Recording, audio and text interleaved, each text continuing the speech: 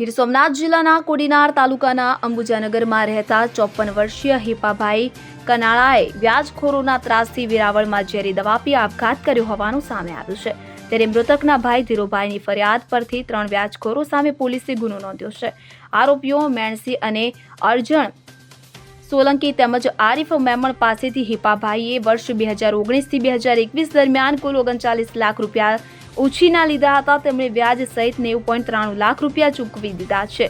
તો આમ છતાં આરોપીઓએ વધુ પૈસાની માંગણી કરી હતી। ગત 2 માર્ચના રોજ હિપાભાઈ વેરાવળમાં તેમના સાઢુભાઈને ઘરે આવ્યા હતા। બીજા દિવસે તેમણે પરિવારજનોને જણાવ્યું કે વ્યાજને કારણે મુશ્કેલીમાં છે। માવો ખાવા જવાના બહાને બહાર નીકળી તેઓએ ઝેરી દવા પી લીધી હતી। સારવાર દરમિયાન તેમનું મોત થયું। ત્યારે મૃતકે આપઘાત પહેલા કોડીનાર પોલીસ સ્ટેશનના ઇન્સ્પેક્ટરને સુસાઇડ નોટ લખી હતી। નોટમાં જણાવ્યા મુજબ મેણસીભાઈ 18 લાખ, અર્જણભાઈ 10 લાખ અને આરિફભાઈ 6 લાખ રૂપિયાની વધારાની માંગણી કરી રહ્યા હતા। વારંવાર ફોન કરી ઘરે આવીને પરેશાન કરતા હતા। ત્રાસથી કંટાળીને તેમણે આપઘાત કર્યો હતો।